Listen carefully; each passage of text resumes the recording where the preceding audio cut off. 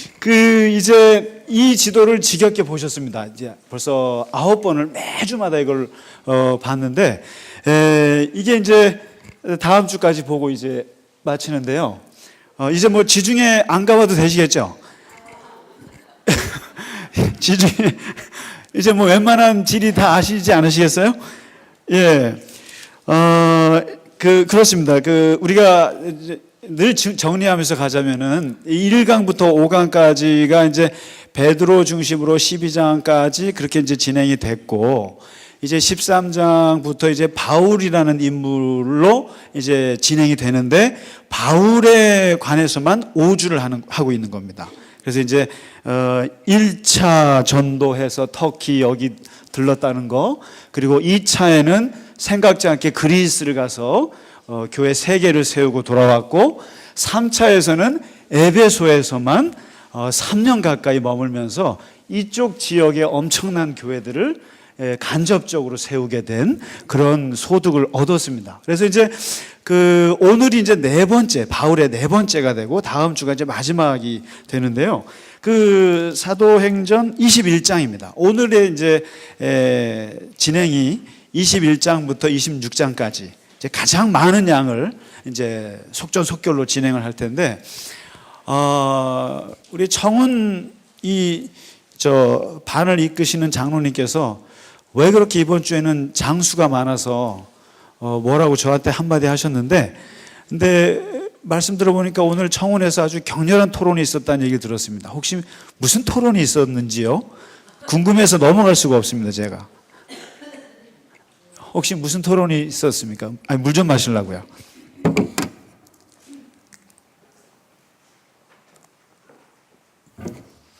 토론하신 분은 많은데 뭔 토론했는지를.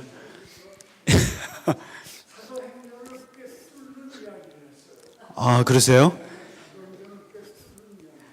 그럼 좀 한 분이 와서 좀 꿰뚫어 주시면. 예, 굉장히 궁금합니다. 오늘 이제 4번째, 바울의 4번째 행로가 어떻게 되냐면요. 이제 그야말로 바울이 항상 이 세 지역만큼은 내가 꼭 들르고 죽으리라고 했던 지역이 있는데, 그 지역이 바로 이 예루살렘, 그 다음에 이제 로마, 그 다음에 이제 스페인. 이제 내 땅끝은 스페인이다. 서버나라 그럽니다. 그거였는데, 이제 오늘 본격적으로 이 터키도 공략을 했고, 그리스도 다 둘러봤고, 에베소의 아시아 지역도 다 해고 나서 꿈을 꾸기 시작하는데, 내가 예루살렘을 가야지. 이러한 마음이 이제 32년의 회심을 하고 나서 이제 60세가 됐을 때입니다, 지금. 22년이 지나면서 자기가 예루살렘을 한 4번 정도 방문을 했어요. 20년 동안. 어떤 때는 가서 이제 구제 헌금 주러 가기도 했고, 어떤 때는 예루살렘 회의가 있어서 가기도 했고, 그래서 또 어떤 때는 이제 예수님이 누군지 베드로 좀 만나보려고 가기도 했고, 이렇게 해서 예루살렘 교회를 중심으로 해서 이제 방문을 좀 했어요. 그런데 오늘 22년 만에 가는 이 방문은 이제 나의 마지막 방문이라는 느낌과, 그리고 늘 내가 이스라엘 사람들에게 항상 배신자라는 낙인이 찍혔고, 22년 동안 이 지중해 지역을 돌아다니면서 바울의 이름이 유명해졌어요, 이미요. 그리고 예루살렘에서는 바울 하면 치를 떠는 사람들이 굉장히 많았습니다. 특히 유대인들에게 어떤 소문이 있었냐면은, 저 인간은 모세를 배신한 자다. 모세를 배신했고 할례를 폐지해야 된다고 주장하는 사람이다. 이 나쁜 놈, 아주 그냥 그렇게 아주 욕을 먹는 사람이 바울인데요. 바울은 항상 마음에 부담이 있었습니다. 예루살렘에 가서 자기 동포들에게 자기가 그렇게 된 이유와, 그리고 내가 믿는 이 예수가 얼마나 귀한지를 좀 알리고 싶을 기회를 얻고 싶었어요. 그래서 이제 에베소에서 모든 사역을 마치고요. 그리고 이제 지난주에 돌아가는 길에 이 밀레도에서 에베소 교회 장로님들을 모아놓고 마지막 고별 설교를 했잖아요. 이제 오늘부터는 그 다음부터입니다. 나는 이 예루살렘에서 오순절을 지키기 위해서 내가 가는데, 여기를 내가 죽기 전에 가리라. 이제 22년 만에 회심한 지 22년 만에 61세가 돼서 이제 예루살렘으로 가려고 합니다. 가는데 이제 여기서 이렇게 고스를 지나서 니도를 지나서 여기 바다라를 지나서 배를 타고 이쪽 구브로를 왼편으로 보면서 어디로 가냐면 여기 두로에 도착합니다. 이게 두로에 도착을 해서요. 여기서 이제 바울이 키워놓은 제자들을 만났어요. 근데 제자들을 만났는데 이 제자들이 7일 동안 두로에서 바울 선생님이랑 같이 있으면서 계속 설득하는 거예요. 선생님, 예루살렘 가시면 안 됩니다. 예루살렘 가시면 안 됩니다.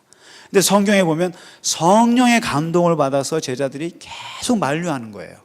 그래서 7일 동안 그것을 들어주다가 알았어 하고는 떠납니다. 떠나고 이제 여기 돌레마이라는 데를 지나서 이 가이사랴라는 데를 가요. 여기가 아주 그 총독이 있는 도시인데요. 여기에 누가 사냐면은 우리 2강, 3강 때 평신도 스타 중에 한 사람 있었죠. 스데반하고 빌립 집사 아시죠? 예, 전도왕. 그 빌립이 돌고 돌다가 어디에 정착을 했냐면 가이사랴에다가 정착을 했어요. 여기서 정착을 하고 딸을 셋을 낳았어요. 그런데 참 재밌는 게 이 빌립도 영적인 사람이지만 딸들도 예언하는 사람들이에요. 그래서 그 아버지의 그 딸들이에요. 그래서 이 딸 셋을 데리고 이 빌립이 사는 곳에 바울이 이 집에서 머무는 거예요. 머무는데 여기서 또 아가보라고 하는 유명한 예언자가 있어요. 이 예언자가 예루살렘에서 기근이 있을 거라는 것을 예언했던 사람이에요. 그 당대에 아주 대단한 예언가인데 이 사람이 가이사랴에 있는 바울에게 찾아가요. 찾아가고 사람들이 찾아가고 이제 빌립이 있는데 여기에서 이 아가보라는 사람이 예언을 또 하는 거예요. 이번엔 예언을요 시청각 교재를 써요. 뭐냐면은 바울에 있는 이 허리띠를 탁 풀더니만 그걸 가지고는 딱 들고는 바울의 손을 딱 펴라 그래서 묶어요. 묶으면서 말하기를 당신이 예루살렘에 가면 이 꼴이 됩니다. 이럽니다. 성령께서 말씀하셨는데 당신 예루살렘 가면 이렇게 돼. 하고 예언을 하는 거예요. 그리고 이제 빌립도 거기 딸들도 똑같이 당신 예루살렘 가면 안 돼. 이게 다 성령께서 말씀하셔서 이렇게 얘기하는 거예요. 이 정도 되면 혹시 여러분 어떻게 하시겠어요? 예? 가요? 이게 내가 너무 내가 이 북한에 가서 선교를 하고 싶어요. 그래서 북한을 가려고 그래요. 근데 목사님도 기도해 보니까 가면 안 된다는 거예요. 또 권사님도 말려요. 소위 말해서 기도 안 하는 사람은 무시한다고 치고 기도를 한다고 하는 분들이 다 말리는 거예요. 내가 어젯밤에 하나님의 환상을 봤는데 당신 그 평양 갔다가는 이거야 이거. 이렇게 얘기를 하고 있으면 여러분 그 말을 들어야 될까요? 안 들어야 될까요? 들어야죠.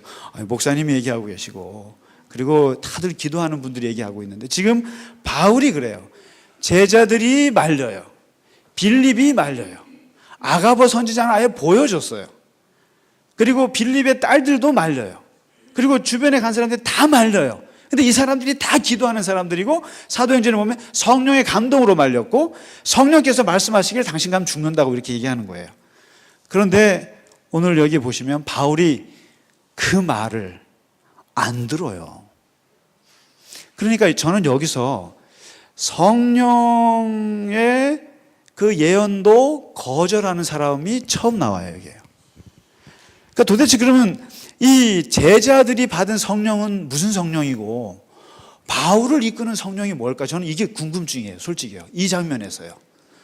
다 성령의 감동으로 말렸는데 바울은 여기서 뭐라는 줄 아세요? 화를 버럭 내요. 화를 버럭 내고 좀 그만 좀 울어라고. 그만 좀 울고 눈물 좀 찔찔거리지 말고 내 마음을 좀 상하게 하지 마라. 나는 예수님의 이름을 위해서 나는 어차피 가서 죽을 건데 그거 각오되어 있어. 그러니까 말리지 마라고 소리를 버럭 질러요. 그랬더니 그 기도하는 사람들이 전부 다 그냥 이렇게 뭐라 그러죠? 이 깨갱. 예, 주의 뜻대로 되십시오. 네 마음대로 해라 이놈아. 이런 거죠. 근데 여기서 보면 분명히 성령께서 너는 가서 죽을 거라고 알려줬는데 성령의 뜻을 거스리는 거예요. 바울이요. 어떻게 보면. 그럼 도대체 누구의 성령이 맞아요? 바울의 성령이 맞아요? 성령도 못 말리는 사람의 최초의 인물이 바울이에요. 그러니까 이제 기도하는 사람들이 성령으로 말렸는데 이것을 무릅쓰고 갈 때 이 바울이 뭐라 그러냐면은 나는 예수를 위해서 죽을 각오가 되어 있다, 나는. 근데 이제 그러면 성령도 못 말리는 사람이 누구냐면요. 예수를 위해서 죽겠다는 사람은 성령이 못 말리십니다. 지가 죽겠다는데 그걸 어떻게 말려요? 가서 그러니까 여기서 지금 보면 아가보가 예언하는 것은 너 가면 죽어, 가지 마, 이게 아니고 성령께서 말씀하시기를 너는 딱 가면은 죽는다고 돼 있다, 이렇게. 그러니까 그 앞에 일어날 일을 그대로 그냥 객관적으로 얘기해 준 거예요. 그런데 바울은 그거를 나 죽는 거 알아. 그거 각오되어 있어, 가겠다는 거죠. 이게 못 말리는 겁니다, 이러면. 이게 못 말리는 거죠. 그래서 이제 결국에는 아무도 바울을 못 말리고 바울이 이제 결정을 해서 갑니다. 그 다음에 이제 가요. 여기서 이제 가이사랴에서 며칠 머물다가 다 뿌리치고 이제 예루살렘 오순절날 저기 전 지중해에서 몰려온 사람들이 가득하게 되는 오순절 축제 때 여기 이제 들어갑니다. 그야말로 어떻게 보면 바울은 지금 예수님이 갈릴리에서 사역하시다가 나는 예루살렘으로 가서 죽을 거야 라는 것하고 똑같습니다. 똑같이 나는 예루살렘으로 가야 돼. 거기를 안 가면 안 돼 하고 이제 예수님도 유월절 때 들어가셨고 바울도 지금 그때 축제 때 들어갑니다. 들어가서 이제 예루살렘을 들어가는데 문제는요. 가면 기댈 데가 있어야 될 거 아닙니까? 어디에 기대냐면은 이제 예루살렘 교회에 기대야 될 거 아닙니까? 그래서 예루살렘 교회를 가는데 거기에 누가 있냐면 야고보가 있어요. 야고보가 있는데 바울이 한편으로는 반갑기도 하고 예루살렘 교회에서는 한편으로는 부담스러운 거예요. 반가운 건 뭐냐면 이 사람이 돈을 가지고 왔거든요.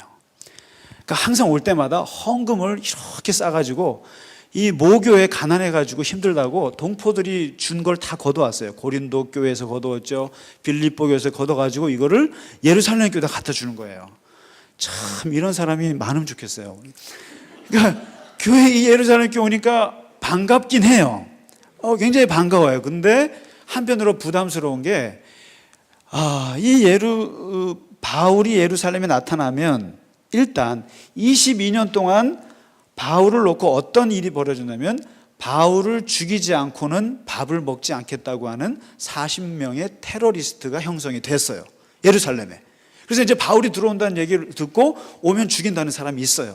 그 다음에 예루살렘 교회 안에서도 저 사람은 할례를 폐지하는 사람이기 때문에 마음에 안 들어. 싫어하는 사람이 많은 거예요.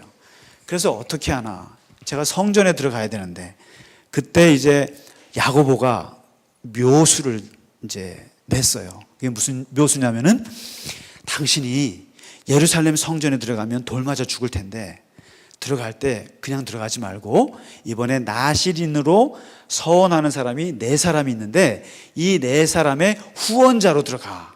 그 당시에 이렇게 이제 그런 그 서원하는 사람도 있으면 그 사람들이 돈을 내야 되거든요. 거기서. 근데 그 후원자는 일종의 좋은 자선이고 어떤 자비 행위예요. 그래서 후원자로 해서 가면 괜찮을 거야 하고는 4사람의 후원자가 되어가지고 바울이 성전에 들어갔어요. 들어갔는데 거기서 사고가 난 거예요. 뭐냐면 이 4명 중에 이방인이 1명 있는 거예요. 어디서 온 사람요? 이 에베소 출신의 여기 이름 나오죠? 뭐 이름까지는 모르셔도 됩니다. 드로비모라는 사람이 이 에베소 출신의 사람이 여기에 서원자로 온 거예요. 그런데 마침 또 에베소에서 온 유대인들이 그걸 보고 쟤 드로비모 아니야? 이런 거예요. 쟤 이방인인데 왜 저기 이스라엘 사람들의 뜰로 들어가지? 이렇게 된 거예요.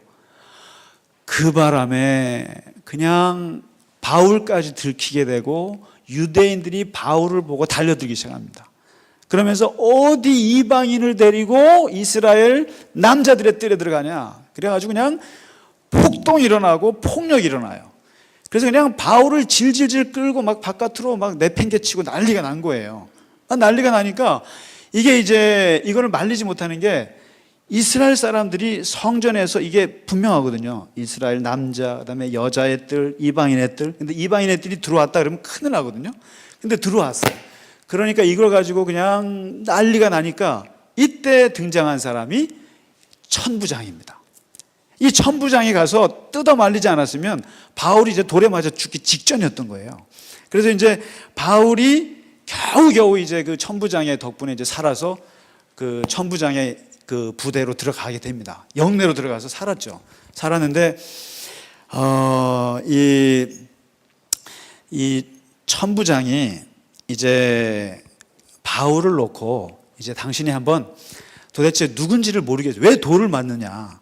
그래서 이제 내가 그 이제 유대인이고 복음을 전하는데 유대인 이러저러해서 이제 이렇게 됐다 그랬더니 이 천부장이 그러면 내 이 부대 안에서 내가 히브리 사람들한테 한번 당신을 변명할 수 있도록 해줄 테니까 한번 변명해봐라 합니다. 그래서 오늘 22장에 보시면 바울의 유명한 설교가 또 하나 나옵니다.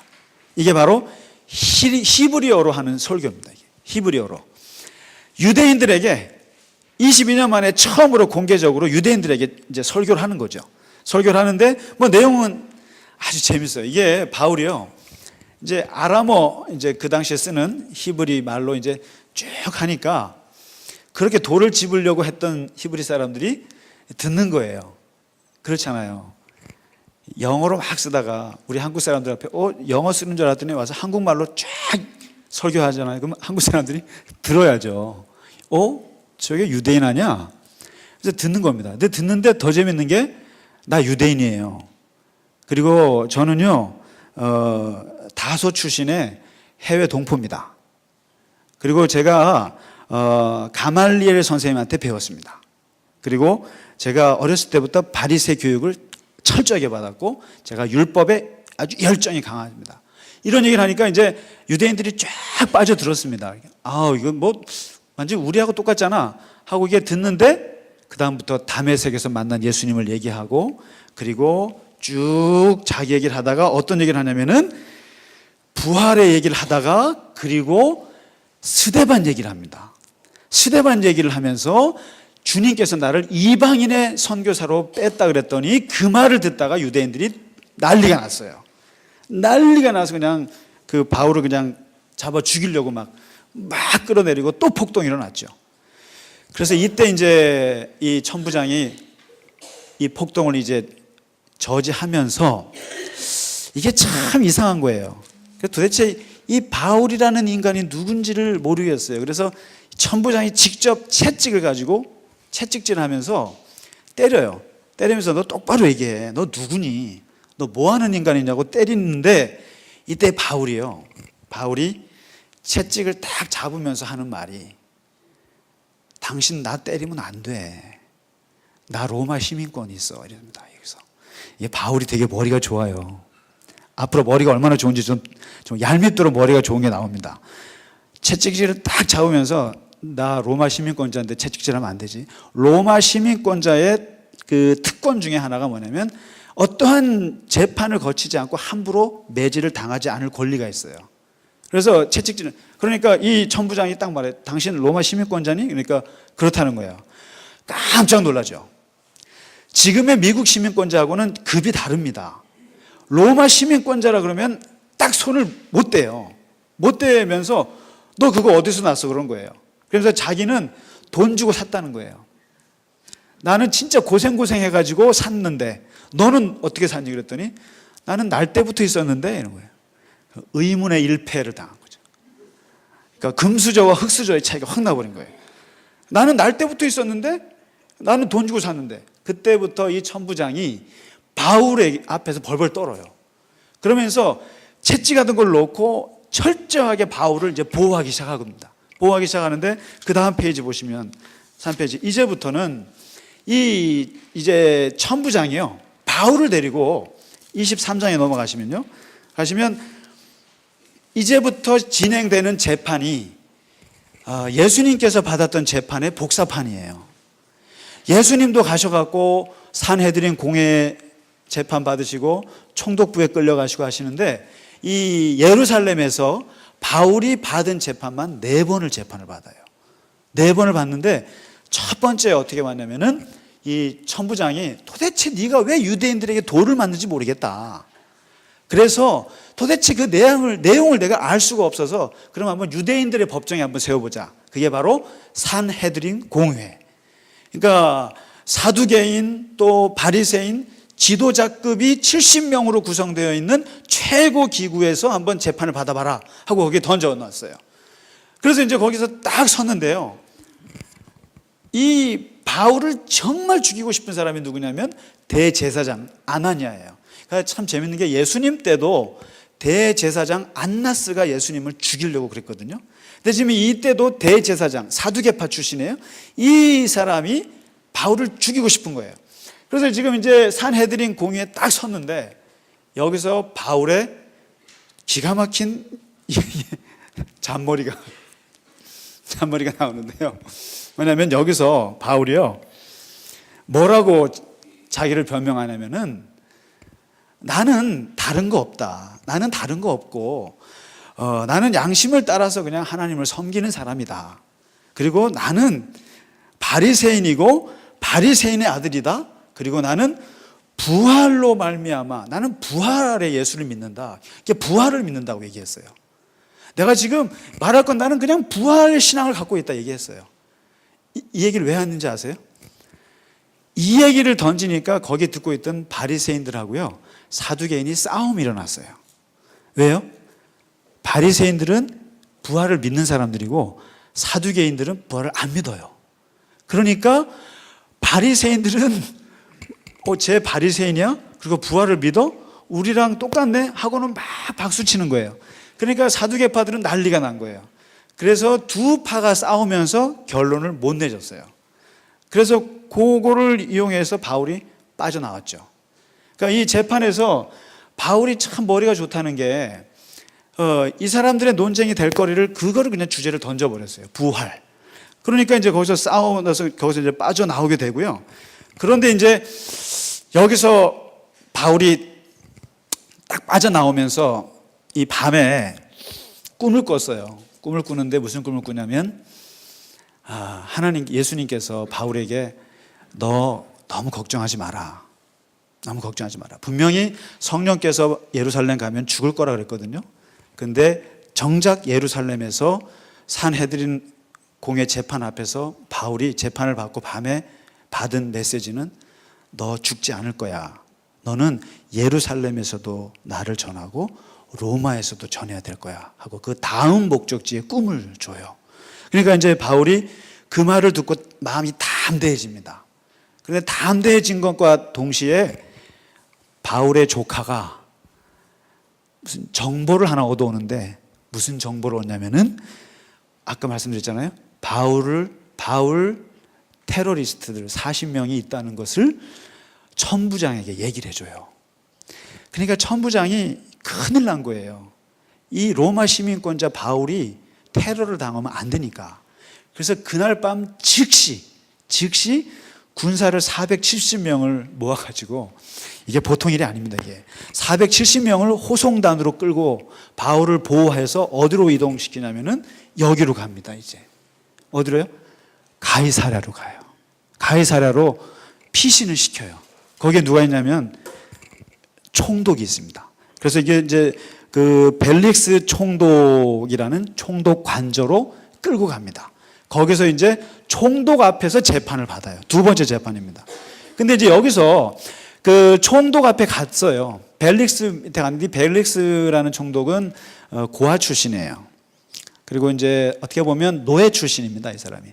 근데 자기 친척 덕분에 어떻게 해도 성공한 사람이에요. 그리고 부인이 유대인이에요.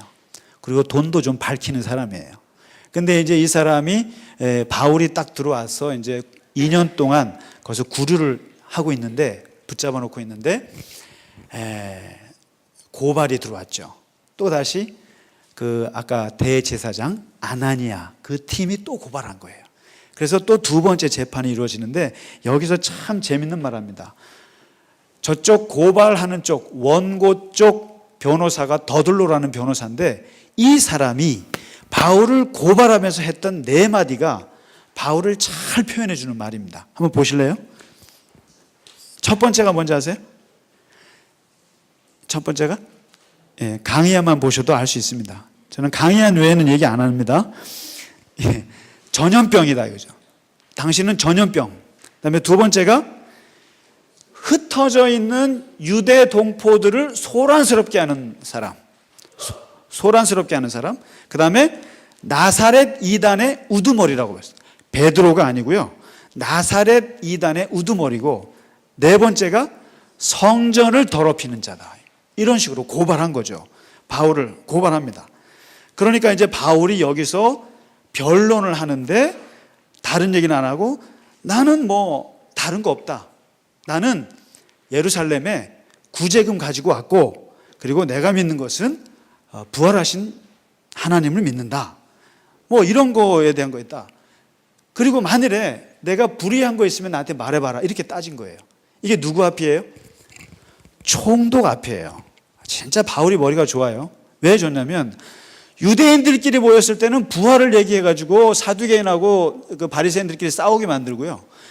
로마 사람 총독 앞에서 얘기할 때는 내가 혹시라도 불의한 일을 한 거 있으면 말해봐라. 이렇게 따지는 거예요. 뭐예요? 로마 총독의 관심은 종교에 관심이 없어요. 부활을 믿든지 뭐 십자가를 믿든지 상관이 없어요. 관심이 없어요. 그러니까 아무리 변론을 해봐야 이 벨릭스 총독은 듣지를 않아요. 안 하니까 단지 실정법에 걸리는 거 있는가 근데 내가 혹시 뭐 누구 때린 거 있으면 말해봐라 이거예요. 내가 사기친 거 있으면 말해봐라. 그러니까 아무도 말을 못해요. 그러니까 그 재판도 그냥 흐지부지 끝납니다. 끝나서 이제 벨릭스가 2년 동안 묶어놔요. 근데 이유가 이제 바울에게서 얘기도 좀 듣고 싶고, 그 다음에 뇌물 좀 받아보려고 2년을 그 가이사랴 총독 관저에 묶어놔요. 그래서 이 바울이 예루살렘에서 4년을 시간을 소모시켜버려요. 예루살렘에서. 그렇게 이제 가다가 또 2년 후에 총독이 바뀌어가지고 이제 베스도라는 사람으로 바뀌었는데, 이 사람은요 되게 쿨해요. 이 벨릭스는 돈 밝히는 사람이고 자기 부인이 유대인이니까 뭐 이렇게 좀 종교도 듣고 싶어 했는데, 베스도라는 이 총독은 아예 관심이 없어요. 종교에도 관심이 없고 돈에도 관심이 없어요. 그러니까 이제 귀찮은 거예요, 이 바울이. 그래서 이 베스도가 어떻게 하냐면 유대인들 민심을 얻기 위해서 이 가이사랴에서 재판하느니 예루살렘 가서 재판하는 게 낫겠다. 그래서 예루살렘으로 가는 게 어떻겠냐 이렇게 합니다. 그랬더니 바울이 예루살렘 가면 어떻게 됩니까? 죽습니다. 예루살렘에서 재판을 하면 100% 사형이에요. 왜냐하면 유대인들의 성전에서 이방인이 유대인의 뜰에 들어왔다는 것은 로마법으로도 제재하지 못할 정도로 아주 강력하게 지키는 거거든요. 그러니까 그것도 그렇고 예루살렘에 가던 중에 테러리스트한테 테러 당해서 죽을 수도 있어요. 그래서 여기서 이걸 느낀 바울이 내놓은 묘안이 그거예요. 왜냐하면 가이사에게 상소하겠다. 이걸 선포해버려요. 그러니까 그래서 어차피 내가 예루살렘으로 돌아가느니 내가 가이사에게, 내가 로마 황제에게 상소하겠다 하면서 이것을 선포하니까 베스도로서는 뭐 할 말이 없죠. 그래서 이제 뭐 로마 시민권자가 황제 앞에 가겠다면 아무도 못 말립니다.